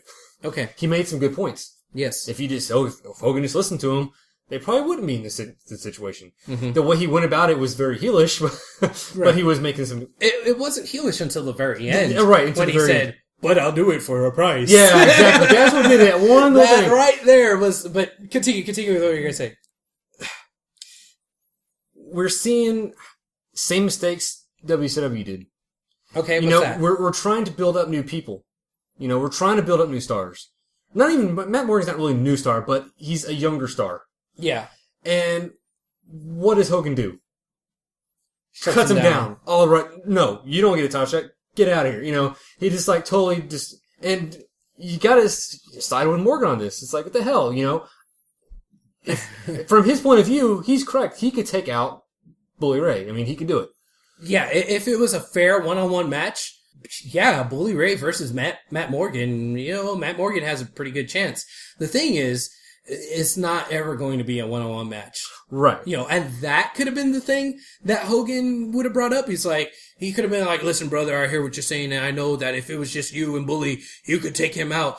But it's not going to be you versus Bully. Whenever you fight the Aces and Eights, you have to fight all of them. And you're just one man, and I can't blah, blah, blah. Like, he could have added all that in there and added some more legitimacy to him shooting him down, but still leaving the door open for saying, why don't you start playing well with everybody else? But no, he just shoved down. He made a younger star for TNA, a big face for TNA, just look like shit. Mm-hmm. I don't know if they're going somewhere with that. I mean, he's gonna eventually get it, but the way he was presented, maybe he winds up going to Sting. Who? Morgan. To do what? Say, hey, your boy's an idiot. Your boy Hogan's an idiot. I could take out the Aces and Eights. Well, Sting has no pull. I mean, yeah, but I'm not saying he has pull, but go to Sting and be like, hey, you want to take out the Aces and Eights, and you think Hogan's an idiot. Why don't me and you start teaming up? And then maybe he'll get some other people together, like Dirty Heels, Bad Influence, whatever, and they'll be a faction that can take out the Aces and Eights. True. Well, let's do that. go over Hogan's fucking head and say, we're gonna do this ourselves. If you're letting these, tell Hogan, hey, if you're gonna be stupid enough to let these people just come in here and wreck your show, then fuck you. You know? Yeah, have them go over Why are you Hogan's letting head. them do this to your show? Yeah.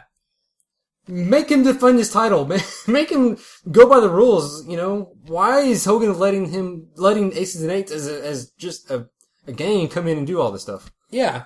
Like I said, this doesn't work other than having the manager or owner or whatever be in charge of that group. You know what I want to see eventually? Is Dixie come down and lay down the law. Be like, Hogan, you left my company in ruins. Yeah. You know, we need to fix this, and like, totally undercut Hogan. Yeah. You know, and just say, okay, we're gonna get down to business, let's roll. Morgan, Bad Influence, you're my guys, you're the last dudes I have left, go for it. You know, and because I think that's the only way that they're gonna be able to get away with it without having Bully versus Hogan. Oh God, you said it, and we mentioned this before. Hogan has no business in a wrestling ring right now, in a capacity of actually wrestling. And I can see this happening. I can see. And God damn, I hope that's not the payoff that they're going for. Have Hogan beat Bully, and then Hogan now has the title. It's like, no, Hogan's like 507 years old. He can't walk. He can't stand. He will not have an entertaining match, and it's not believable for him to beat Bully, who, even though he's kind of old nowadays, he's in the best shape he's ever been in his damn career. Yeah. You know, even though he's older, I mean, he just got into some great shape, you know, and kudos to Bully, but having him lose to Hogan, no, that's not gonna work. Yeah. And this goes back to another, the reason I was so irritated with that whole, not just the Morgan Hogan promo, but the whole end of Impact. Just With Sting coming out? Yeah. It's like they're going back. Yeah. Now Sting is the Sting, and AJ's not the Sting anymore. What? Was AJ just still sitting up in the stands? Yeah, AJ was just like, whatever. This is kind of pointing It's at Sting like, what? Like, AJ, and I'm glad they're doing this other twist with AJ now, with Bad Influence, where there's that thing there, instead of it just being, hey, come be a good guy, where it's just a straight up copy of Sting's role in the NWO WCW feud. But the way Sting acted on this Impact, it made Sting look like a rehash of what Sting did. Like, he's rehashing his own damn self. I'm waiting for him to come down from the rafters on it. Maybe they could have done that, you know. But the show ended with, just throughout the show you saw, Aces and Eights destroying all the quote heroes. Yeah. They even pointed out, Bully Raven pointed out, you have no more heroes left. We got rid of them all. AJ's crying in the stands. Mm-hmm. Morgan, he's not allowed to wrestle for whatever reason. I don't know. Yeah. Well, and Bad Influence and Dirty Hills, they're kind of doing their own thing right now. But we have Hogan and Sting taking the front. Like they're going to take on Aces and Eights. It's not going to work. They got to get some new blood. Because the oldest guy in Aces and Eights is Bully. And Bully's freaking, in great tip-top condition. So's Devon. Everybody else in the Aces and Eights are freaking young bucks. Well, I wouldn't say that, but... Well, but they're younger competitors. Right. They all are. So why not have some of the younger TNA guys take them out, That makes the most sense to me. Yeah. Well, what do I know? I'm just a fucking fan. But it makes sense kind of going back to what we were saying about, get a group of TNA guys. Mm-hmm. Preferably the originals. Yes. And then take them out. I don't know if they have like a long-term plan or if... Now they're starting to hotshot again. Yeah. They did a really good job fixing that fuck up of the original storyline. Well, exactly. And there was a bit of long-term planning with that just to fix, right. The first phase of Aces and Eights. So I want to give TNA the benefit of the doubt, thinking that they do have some sort of long-term plan. Because right now, in this phase of Aces and Eights, they're taking out all of the faces. So there's got to be some reason why they're doing that. Because hot-shotting yourself in that way was just really bad. If you don't have a plan, you're taking out all your top faces. I mean, you're taking out Magnus, Joe, Kurt, Hardy, everybody. Everybody's freaking out. And all that's left are the villains. The people that the wrestlers that the people want to see, you're getting rid of them. Yeah. Okay, why am I watching? Exactly. To see Hogan? What? Yeah. Sting? What? Okay. All right. Well, let's move on from another point from there to something else that seems unscathed by the whole Aces and Eights thing, which is the X Division. Seems like the X Division has nothing to do with all this Aces and Eights controversy. Which is until Garrett funny. Bischoff wins the X Division title. Oh, yes. All right. You remember when we were talking about the pitfalls of this new right, yeah. Rules. Pitfalls that they is a have. very politically correct way of saying it sucks. But I'm talking more specifically about the instances where it can suck. Yeah. Where if it turns into they're just picking people to get cycled into the three-way match. Mm-hmm. Well, I kind of liked the fact that they had another three-way match and whoever wins gets to be the third guy that gets... Okay. This week... They put up a graphic, not even pictures of the guys, a graphic that just had the names of 3 guys that, who do you want to see to be the next, guy that competes for the X Division title? What? Why are we voting on them now? Why aren't they competing? You could just as easily have a match between those 3 jabronis and let them have at it, and then whoever wins, you get an extra match out of it. Why are you making us vote for that? Like, it's so ridiculous. It's ridiculous. I mean, they have apparently have no faith in the X Division or something. I don't know. They don't know what to do with it. I don't know, man. It's dumb that they're going to have that vote for that. I believe there's one man that can fix the errors of the X Division ways. Oh, and who is that, pray tell? Hail, Sabin. Yes! Oh my god, I cannot wait for this week's episode where we get to see what Chris Sabin is going to do when he comes back. Is he going to be just an X Division guy? Is he going to be another guy to be on the TNA team to fight the Aces and Eights? I mean, hell yeah, he could show up out of nowhere and just be Hogan's new go-to guy to take out the Aces and Eights. That would be pretty awesome. Have him be another dude. I mean, I just can't wait to see him. I mean, it's been so long since he's been around, and he's kind of like AJ, where he could do a little bit of everything, you know? Yeah, absolutely. And for you youngins out there who aren't familiar with Chris Sabin, yeah, YouTube.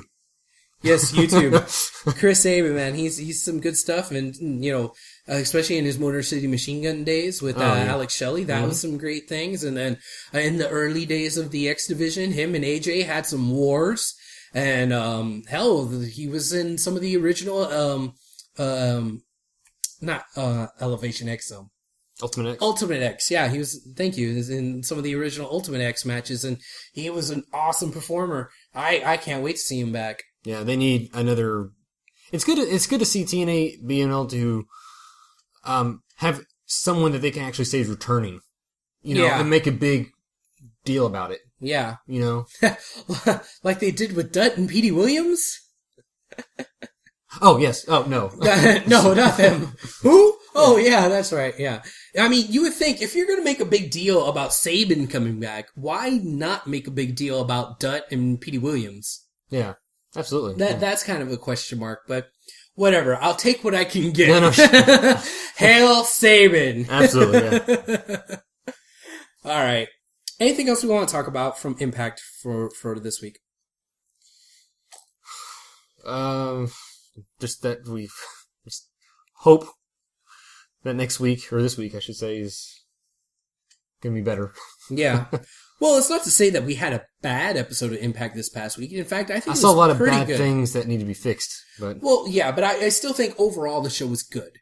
I was entertained by all the shenanigans with trying to remake Fortune. I liked that one match, the tag match. Got really excited for the Chris Sabin stuff.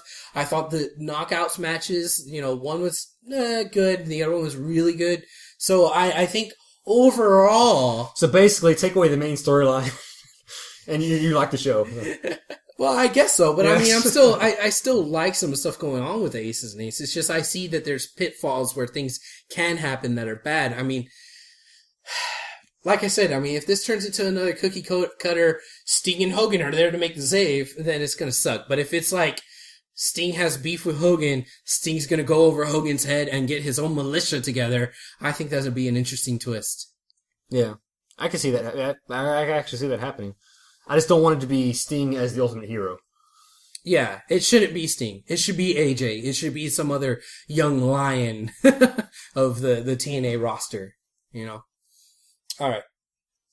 Speaking of young lions, we have the latest episode of Booker T's ROW came up this past week. So, hey, go on to YouTube, guys. Check it out. I haven't got a chance to look at it myself. Have you looked at it yet, Trav? Not yet. Not yet? Okay, so I'm not sure which matches are on there. Like I said, I'm still looking forward to that match with American Eagle and that big Samoan guy.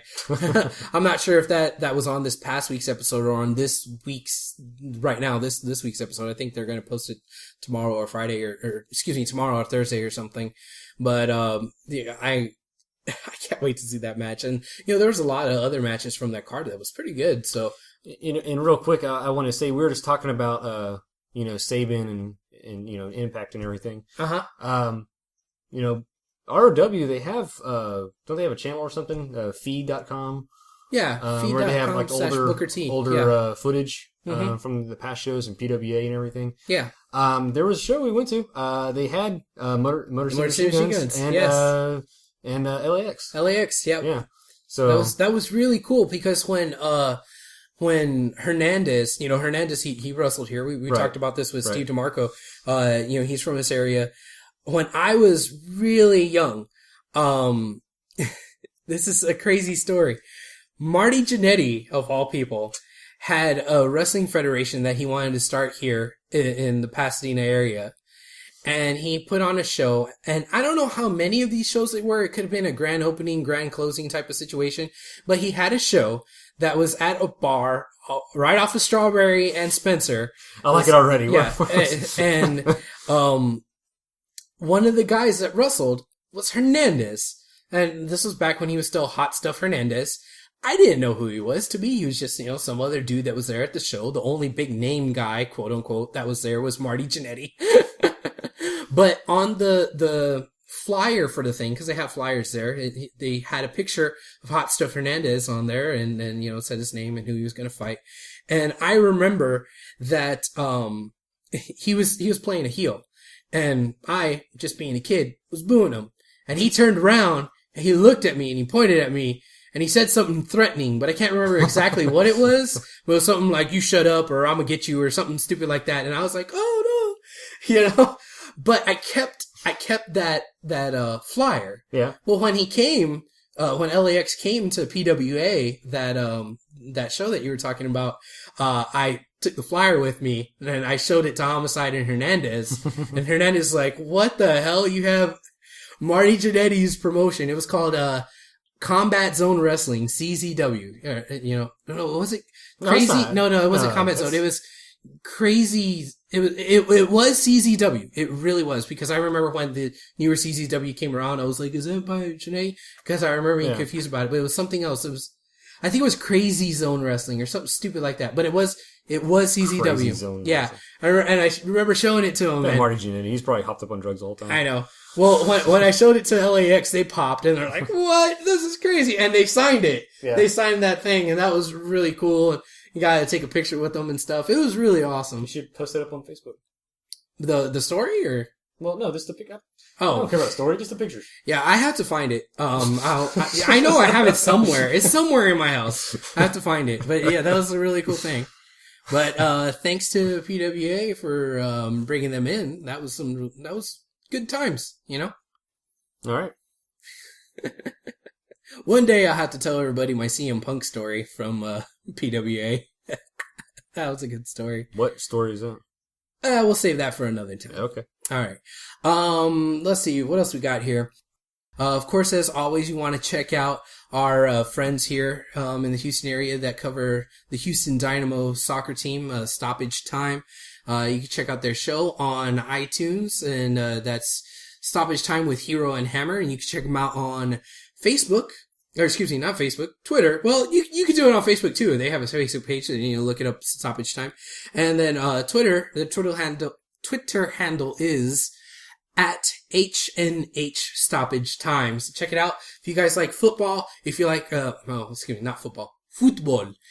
Soccer. If you guys like that stuff and you're fans of the Houston Dynamo, this is a must listen to podcast. So go check them out, and they're good friends of ours, and they're some good guys. Let's see what else we got here. Aaron, our boy Aaron, if you need any design work done, he made our logo and, came up with the design for our t-shirts. If you need anything like that, check him out on Facebook.com. You could look up Awesome AG Designs. That's his page where he has all the designs that he's made and whatnot. So you could kind of get an idea of his work. And he does some great work. So check that out. Also on Facebook, he is at Mean Aaron G. Let's see what else we got here. Oh, something I forgot last week. I forgot to plug our friend Max, his stuff that he's got going on with the wrestling game. He's also been doing some stuff, of course, with wrestling with subtitles. Like, we know about that, and we've talked about that many a time here on our podcast. You can check out his cause for wrestling with subtitles on Facebook. It's Wrestling with Subtitles, and on Twitter at Russell Subtitle. But also he is in charge of some of the marketing things for the wrestling game, which is a pretty cool little online game. You just go to thewrestlinggame.com and you can make your little profile, have your own little wrestler, and go up against other people that have their own profiles and wrestlers, and just try to be the champ. Climb the rankings and have all the glory and all the ring rats. I don't think there's ring rats in that game. There should be. There should be. You hear me, Max? Put ring rats in the game. How realistic are we getting here? That'd be horrible. All right, so go check it out, thewrestlinggame.com. Okay, and of course, listen to Shining Wizards, shiningwizards.com, and Twitter is at Wizards Podcast. They have a really good show. I haven't heard back from them as far as all the crazy stuff we said about them last week. I'm not sure if they listened to our show this week. I tweeted them, but I didn't hear any response. So, but whatever. There's some good guys. Listen to their show. Find it on iTunes, and go to their website and try to buy a box of wizardry. Ta-da. All right. The Pile Driver Podcast, Wrestling Chronicle. Go to WrestlingChronicle.com. I'm sure that I'll have the link up there to go to iTunes so that you can listen to the Pile Driver Podcast, which is their little show there, their little shindig. TASW is going to be having a show at Traders Village on a Sunday, not Saturday, Sunday. And it's going to be at 1:00 in the afternoon. I believe it is next weekend, not this weekend, but the weekend after. I thought it was the weekend after that. The weekend after or the weekend after? Oh, no. Like the 19th or the 20th or something? Fuck if I know. I'm not a professional here. When is their show? I don't know. Go to their show. Google it. Look it up on Facebook. Texas All-Star Wrestling. Check it out. Those guys put on a good show. And, of course, friend of the show, Sexy C. DeMarco, is their champion. Oh, thank you, Internet. It is on May 19th. Hey, May 19th. Ah. May 19th. May 19th. That's when their show is, guys. May 19th. Now you don't have to Google it. But go ahead out there to Traders Village. Okay. ROW. When's ROW? Is that May 11th? I think it is. I'm just pulling that straight out of my ass. Is that what I'm spelling? Yes. No, it can't be May 11th. I was right. It is May the 11th. Hey! I feel so proud of myself. It was May 11th. Okay. Cool. Well, go on and head on out to that, guys. May 11th, ROW. They got some great wrestling going on. Check them out on the YouTube site. Check them out on feed.com/Booker T. It's just some great stuff. Is there anything else that I'm forgetting, Travis? I'm not sure, but there's an event that's happened recently where the Gulf Coast Power Pro Wrestling. Yes, that's right. GCPPW. But they're not that anymore. Right, they finally shortened that name. Now they're Hurricane Wrestling? Yeah, Hurricane Pro Wrestling. Hurricane Pro Wrestling. Yeah. So, hey, thank you for helping us guys out that keep trying to say GCPPW. GCPPW. I can't say it. It's now Hurricane Pro Wrestling. So, hey, it makes sense. They're down here on the Gulf Coast. So, that's some good stuff. And I'm glad for the change. Hopefully it's a revitalization of what they got going on there. The same way how PWA changed it to ROW and they picked up some steam and started doing some new stuff. Hopefully we get some more info as to what the new direction is and what will make Hurricane Pro Wrestling different from GCPPW. So that'd be cool. I'd like to be interested to see, what'll be new from that. Right. Also, I almost forgot our guys that make the music for us, Gnarworld Order.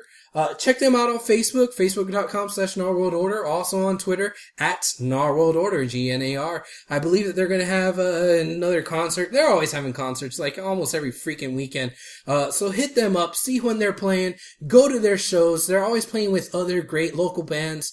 They are based out of Galveston, so hey, if you're down on the island, go check them out. Go down to their shows and stuff. And they often put on shows up here on the mainland in Houston, so you could catch them even if you don't feel like driving all the way down to the island. Mm-hmm. So check them out. And there's some good dudes, and they're actually really hardcore wrestling fans as well.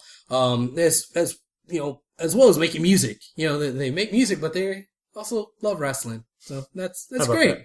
So it was perfect for us here, for them making our music. So all right, anything else? I hope I'm not forgetting anything. Wrestling Heels. Yeah, those guys. You could check out their podcast, Wrestling Heels. Like I said, they do a live show where you could call in and they'll answer your call and, talk to you for a while. Kind of like, regular sports stations, local sports stations. That's how those guys roll. They're pretty cool. You can check them out on Twitter @Wrestling Heels. And you can check out their website, WrestlingHeels.com. Okay. Cool. All right. I think that's it. Do you think that's it? I think it's good enough. Think's good enough? All right, guys. I think we had a passable show. Okay, passable. A rating. Ding. Not A rating? No? Okay. We'll let the listeners be the judge of that, right? Yeah. Yeah. Get a hold of us on Twitter @HWrestlingRadio. Go to our Facebook page, facebook.com/Houston Wrestling Radio. And, email us if you want to. HoustonWrestlingRadio@gmail.com. Subscribe to us on iTunes. Subscribe to us on YouTube. Give us a thumbs up. Let us know that you're listening and you like our stuff and what you don't like about our stuff. Just interact with us. We don't bite hard. I don't know. Abel gets kind of hungry once in a while.